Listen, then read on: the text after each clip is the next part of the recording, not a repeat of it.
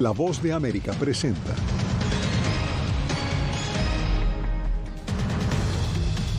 En California, los presidentes Biden y Xi abordan discrepancias entre Estados Unidos y China.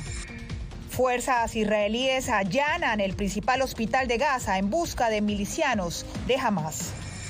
Y en Estados Unidos, el FBI alerta sobre posibles ataques terroristas por conflicto en Medio Oriente. Además, detener y expulsar a indocumentados, los nuevos poderes otorgados a la policía de Texas.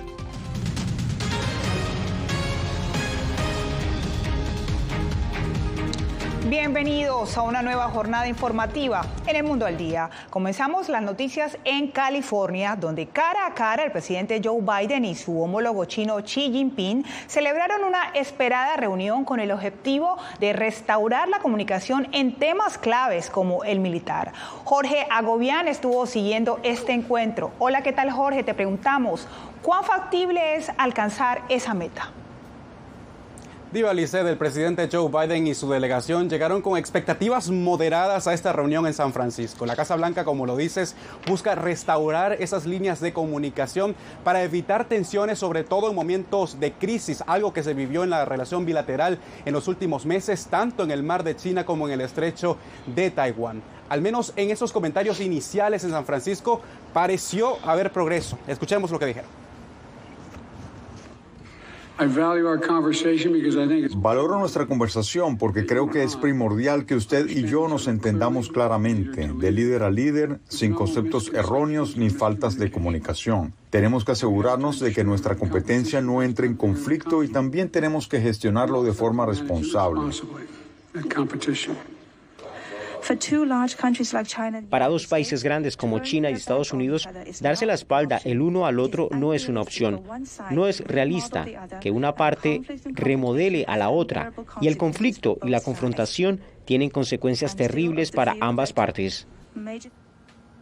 El presidente chino valoró la relación bilateral con Estados Unidos como la más importante del mundo. En la agenda hubo temas de suma importancia, entre ellos el conflicto actual en Medio Oriente entre Israel y Hamás, las tensiones cada vez mayores entre Estados Unidos e Irán y grupos alineados, y por supuesto el contrabando ilegal de fentanilo hacia Estados Unidos, un tema que entrelaza a China, México y a Estados Unidos, donde existe una crisis letal por la sobredosis de opioides en el país. Pero ese tema no quedará allí. Seguirán conversando sobre el tema del fentanilo este viernes el presidente Joe Biden y su homólogo mexicano Andrés Manuel López Obrador.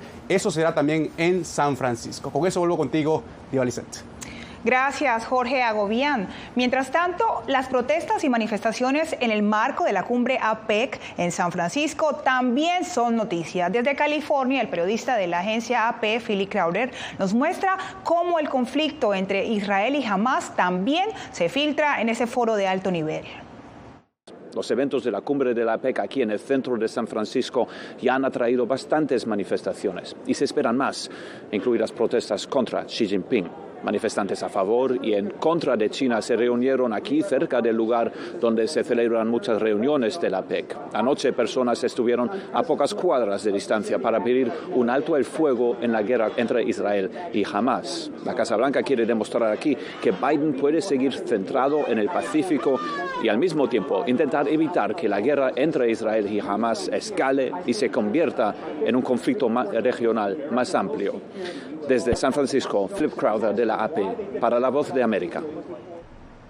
Y pasamos al hospital Al-Shifa en Gaza, donde la madrugada de este miércoles fuerzas israelíes realizaron un allanamiento con la intención de desmantelar un centro operativo subterráneo de Hamás. Desde Tel Aviv, Pilar Cebrián nos informa que ahora el personal de salud teme por su vida. Mientras tanto, no hay indicios de una tregua humanitaria.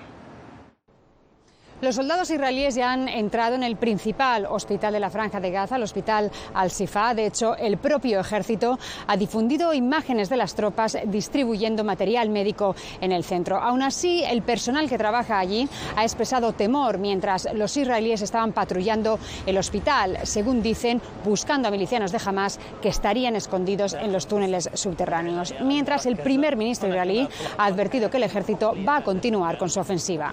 No hay lugar en Gaza al que no podamos llegar. No hay escondite, resguardo o refugio para los asesinos de Hamás. Eliminaremos a Hamás y recuperaremos a nuestros rehenes. Estas son dos misiones sagradas. Mientras tanto, y con un lenguaje poco común para definir situaciones de conflicto, la ONU dijo que los hospitales no son campos de batalla y se pronunció frente al escalamiento de la crisis, pues según el Ministerio de Salud de Gaza, a la noche del 13 de noviembre había 11.255 muertos, entre ellos 4.630 niños, 3.130 mujeres y 682 ancianos, cifra a la que se suma la de desaparecidos, que sobrepasan los 3.200. A medida que la carnicería en Gaza alcanza nuevos niveles de horror cada día, el mundo sigue observando conmocionado cómo los hospitales son atacados, los bebés prematuros mueren y toda una población se ve privada de los medios básicos de supervivencia. Las partes en conflicto deben respetar el derecho internacional humanitario, acordar un alto el fuego por motivos humanitarios y poner fin a los combates. Y es que pese a que hay pausas de 4 horas, estas solo se cumplen en corredores humanitarios. Los ataques no cesan.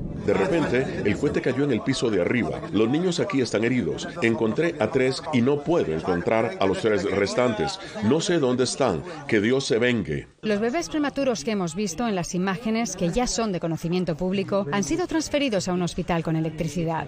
Por primera vez desde el inicio de esta fase del conflicto, llegó a Gaza el primer camión cargado de combustible, lo que la ONU ve como insuficiente. Un camión de combustible que estaba medio lleno entró hoy por el cruce de Rafah con solo 23.000 litros, lo que representa solo el 9% de las necesidades de la UNRWA.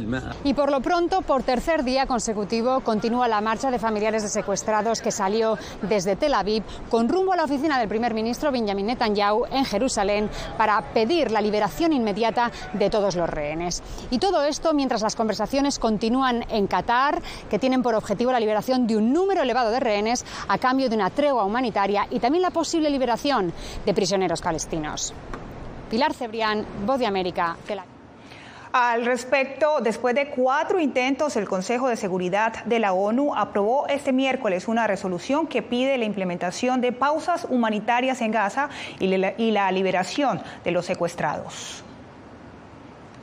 Y seguimos con el tema porque también este miércoles desde Washington el FBI y el Departamento de Seguridad Nacional alertaron sobre posibles ataques terroristas en Estados Unidos. Celia Mendoza nos tiene los pormenores y nos explica cómo el conflicto entre Israel y Hamás ha incrementado las amenazas. No podemos y no descartamos la posibilidad de que Hamás u otra organización terrorista extranjera pueda aprovechar el conflicto actual para llevar a cabo ataques aquí en nuestro propio suelo. El director del FBI, Christopher Wray, sonó las alarmas este miércoles ante el Congreso, asegurando que el conflicto en el Medio Oriente ha elevado aún más las amenazas terroristas de individuos u organizaciones contra Estados Unidos. Desde el 7 de octubre hemos visto un desfile de organizaciones terroristas extranjeras que sugieren ataques contra estadounidenses y sus aliados. Hezbollah expresó su apoyo y elogió a Hamás y amenazó con atacar intereses de Estados Unidos en el Medio Oriente. Al-Qaeda hizo el llamado más específico de los últimos 5 años para atacar Estados Unidos. El secretario de Seguridad Nacional, Alejandro Mayorkas, afirmó que ya su departamento registra un incremento en el número de incidentes producto del conflicto actual entre Israel y Hamás. En los días y semanas posteriores al ataque, hemos respondido a un aumento de las amenazas contra las instituciones judías, musulmanas y árabes estadounidenses en todo nuestro país. El odio dirigido a las comunidades e instituciones de estudiantes judíos se suma al incremento antisemitismo en los Estados Unidos y en todo el mundo. Mayorkas explicó que el ambiente en este último mes refleja la creciente amenaza que se ha expandido, llegando al nivel más alto desde la fundación de su departamento hace 20 años en respuesta al ataque terrorista del 11 de septiembre de 2001. Celia Mendoza, Voz de América, Washington.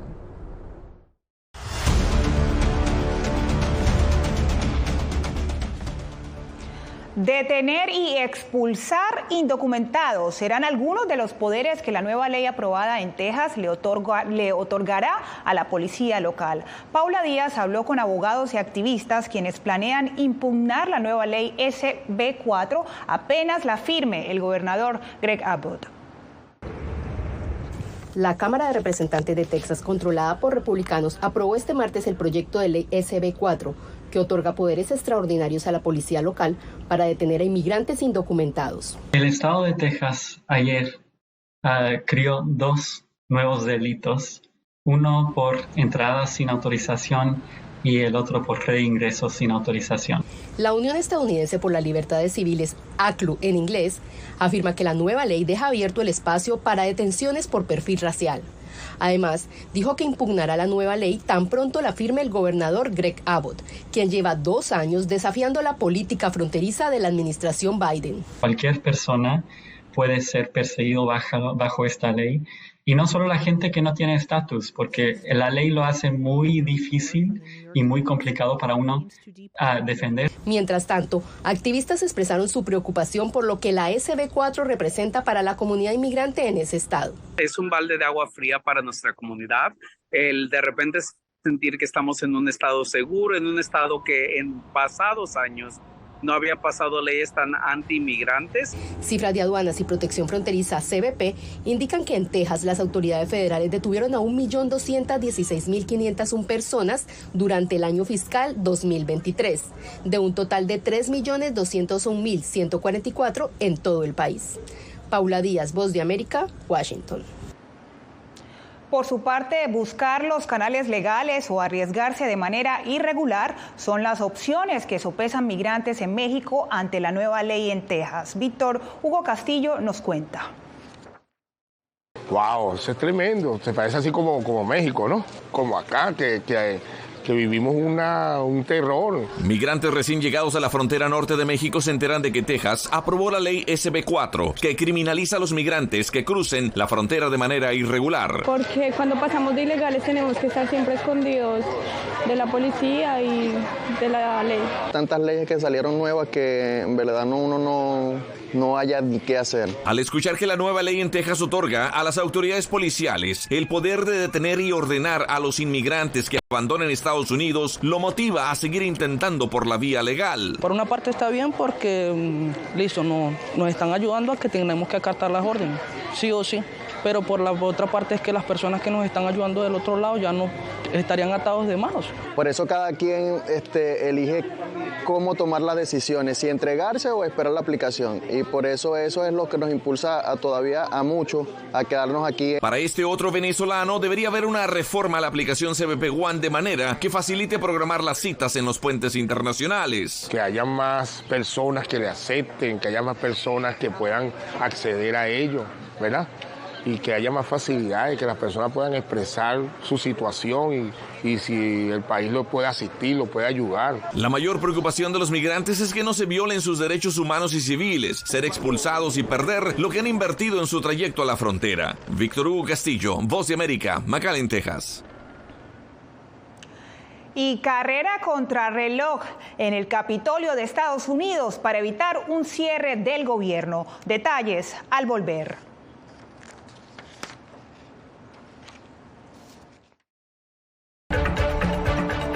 Soy Verónica Villafañe, corresponsal para La Voz de América en Los Ángeles. La Voz de América me ha dado el espacio para contar las historias de personas excepcionales y continuar informando sobre las noticias más importantes y relevantes para nuestra audiencia, presentando los hechos de forma imparcial y con fuentes confiables, principios fundamentales del periodismo. Por eso valoro trabajar con La Voz de América, donde la prensa libre importa. Actualidad. Que la inteligencia artificial va a estar presente en nuestro día a día. Intentan sacarse de encima a trabajadores. Análisis. El cambio climático está teniendo muchísimos impactos que afecta siempre a los más vulnerables. La región necesita ayuda. Debate. Proteger a las escuelas con armamentos. Es una total ridícula, es algo inverosímil. Con la información más allá de los titulares. Todas las semanas por La Voz de América. Desde Washington, les saluda Gonzalo Abarca.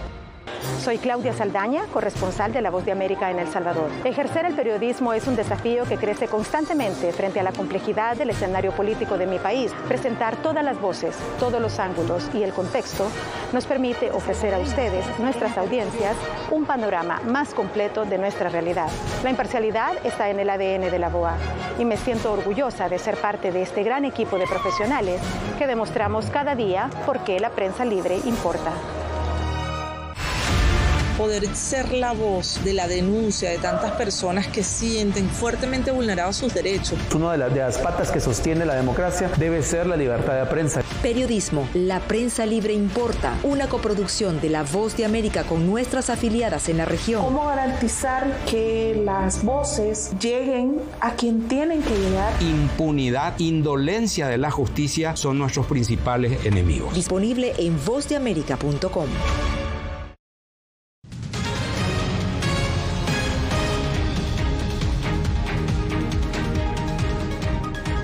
En Washington, el Senado trabaja contrarreloj para evitar el cierre de gobierno estadounidense. Ahora los líderes legislativos buscan aprobar una legislación que mantendría al gobierno con fondos suficientes. Nos enlazamos con Jacopo Luxi. Hola, ¿qué tal, Jacopo? Cuéntanos, ¿cómo avanza esta votación? Viva Lisette, aquí en el Senado estamos aún a la espera de una posible votación de este proyecto para evitar un cierre de gobierno.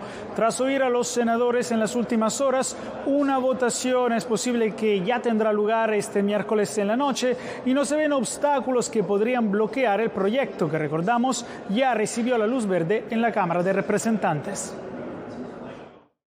El Senado de Estados Unidos trabaja para evitar un cierre parcial de gobierno este sábado, con la intención de aprobar rápidamente una legislación que mantenga el país operativo hasta enero 2024. No drama. No delay. Sin drama, sin retraso, sin cierre del gobierno. Ese es nuestro objetivo y esperamos llegar a un acuerdo muy pronto. La Cámara de Representantes aprobó el martes de forma bipartidista un proyecto de ley que no recorta el gasto federal actual. Sin embargo, no destina nuevos fondos para Israel y Ucrania. The bill is passed. Fue un compromiso entre las partes y una victoria para su nuevo presidente, Mike Johnson, quien enfrentó la oposición de algunos republicanos que habían presionado para lograr profundos recortes y que vieron este proyecto como una rendición ante los demócratas. No nos rendimos, estamos peleando, pero hay que ser prudentes al elegir las peleas.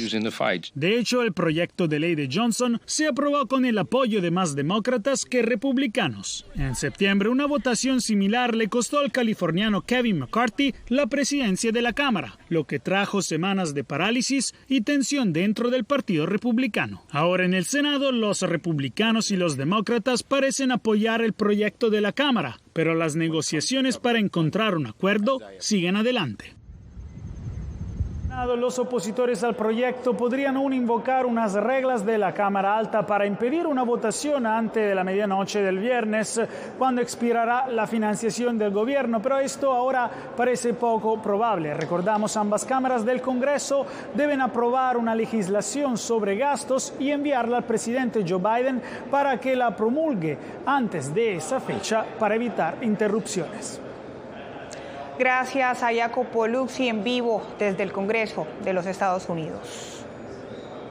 Por otro lado, en La Haya, la Corte Internacional de Justicia escuchó los alegatos de Guyana, contrarios al referendo que Venezuela planea celebrar en relación al Esequibo, un territorio que ambas naciones disputan. Adriana Núñez con la información.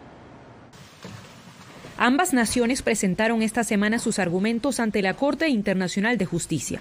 Guyana cuestiona algunas preguntas del referendo, en especial en la que se le pide a la población responder si está de acuerdo con incluir el territorio Esequibo como un estado adicional en el mapa de Venezuela y otorgar cédula de identidad venezolana a quienes allí residen.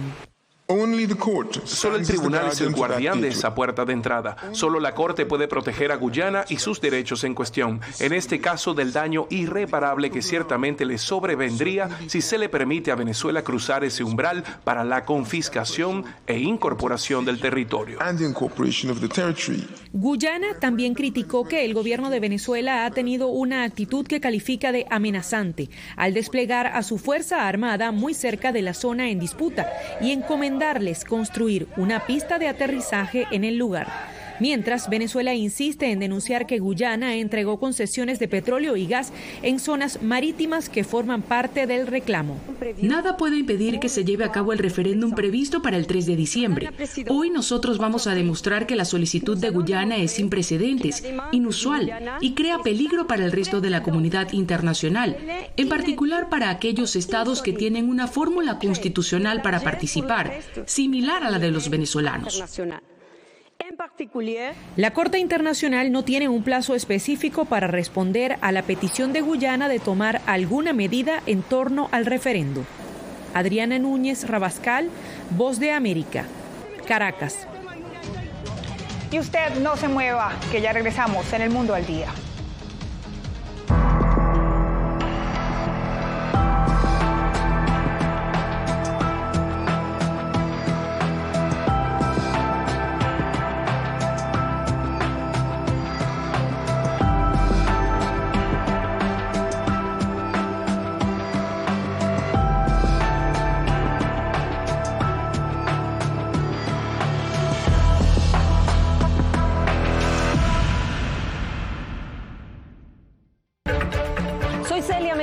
Corresponsal internacional de La Voz de América.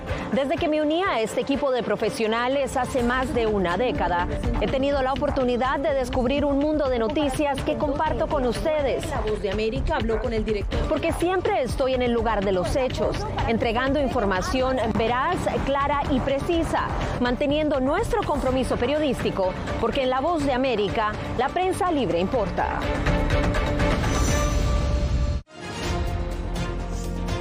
Actualidad. Que la inteligencia artificial va a estar presente en nuestro día a día. Intentan sacarse de encima a trabajadores. Análisis. El cambio climático está teniendo muchísimos impactos que afecta siempre a los más vulnerables. La región necesita ayuda. Debate. Proteger a las escuelas con armamentos. Es una total ridiculez, algo inverosímil. Con la información más allá de los titulares. Todas las semanas por La Voz de América. Desde Washington, les saluda Gonzalo Abarca. Hola, soy Oscar Ortiz Barahona, corresponsal La Voz de América. Ser La Voz de América desde Honduras me permite conectarme con todos ustedes, nuestras audiencias en todos los países del continente, ofreciendo información veraz sobre los temas que más te impactan. Honduras y los Estados Unidos han ejercido labores humanitarias en 40 viviendas. Desde perspectivas humanas y con base en hechos, te informamos para que seas tú quien formes tu propia opinión, porque La Voz de América, la prensa libre, importa.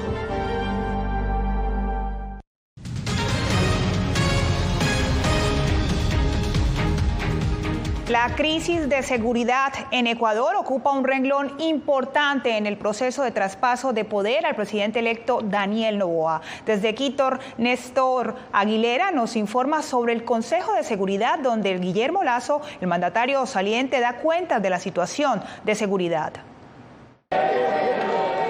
De forma reservada y en medio de estrictas medidas de seguridad, se celebró el primer Consejo de Seguridad con la presencia del presidente electo de Ecuador, Daniel Noboa, y el saliente Guillermo Lasso. Esta reunión permitió que Noboa conozca la real situación en este ámbito a pocos días del inicio de su mandato. El 91% de los homicidios, lastimosamente, que se dan en el país son violencia criminal y están concentrados en el eje costero, en las 6 provincias. Uno de los problemas más recurrentes en el país andino es la ineficiencia de la justicia, que permite que peligrosos delincuentes recuperen su libertad con facilidad. Ha existido a todas luces una suerte de abuso o desnaturalización de algunas garantías jurisdiccionales como el habeas corpus, por ejemplo, la situación del problema carcelario. El mandatario entrante, quien evitó hablar con los medios tras la reunión, dijo este miércoles que no tendrá tolerancia con el crimen organizado. Va a haber también una reacción de organizaciones criminales a las cuales no vamos a apoyar ni vamos a tener tolerancia en su accionar. La reunión entre los mandatarios se produjo pocas horas antes de que el CNE entregue a Noboa las credenciales que lo acreditan oficialmente como nuevo gobernante desde el próximo 23 de noviembre. Néstor Aguilera, Voz de América, Quito. En Colombia, migrantes cubanos denuncian que a través de las redes sociales reciben promesas fraudulentas de ingresarlos al programa de movilidad segura para que supuestamente los acepten en Estados Unidos. Jair Díaz con el reporte. Estos tramitadores se se aprovechan de la necesidad de las personas, sobre todo de los cubanos. ¿Por qué de los cubanos y no de los venezolanos? Porque los venezolanos tienen sus derechos, tienen sus PPT, tienen sus permisos, pero los cubanos que no tenemos nada. Duani González es cubano residente en Colombia y tiene la esperanza de llegar a Estados Unidos a través del programa de movilidad segura, pero denuncia que los nacidos en la isla son víctimas de falsos tramitadores. Ellos te contactan por las redes sociales porque uno publica su necesidad, publica su deseo de trabajar y ellos te llaman al WhatsApp. El modus operandi de estas bandas delincuenciales inicia en las redes sociales, donde les venden un aparente proceso legal respaldado por un supuesto bufete de abogados y les prometen ser aceptados por Estados Unidos para migrar de manera legal. No sé cómo consiguieron el número de WhatsApp, pero me contactaron para ofrecerme una cédula de identidad falsa. Desde la Agencia de la ONU para los Refugiados, ACNUR y la OIM llaman a los migrantes a no caer en estas redes y recuerdan que solo hay un conducto regular, la plataforma oficial de movilidad segura. Las aplicaciones al programa no tienen ningún costo y no requieren intermediarios. Hacemos un llamado especial para que las personas no se dejen engañar.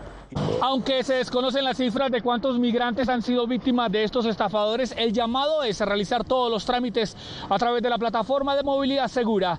Yair Díaz, Voz de América, Bogotá. Y ya regresamos en El Mundo al Día.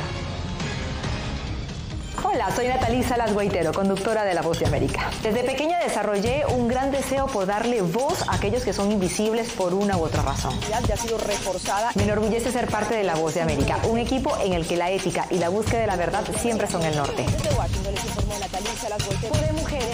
Ser periodista es una gran responsabilidad porque somos defensores de principios de libertad y para mantenerlos, la prensa libre importa.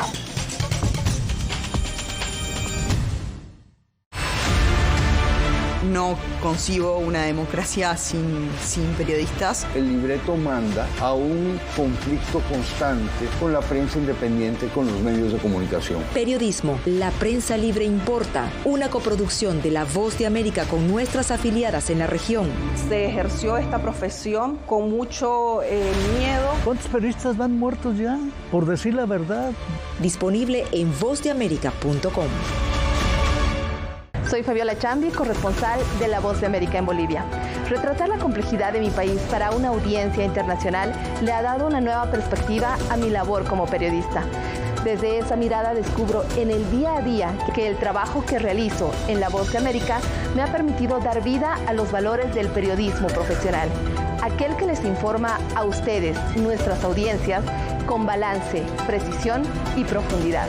Porque en La Voz de América, la prensa libre importa.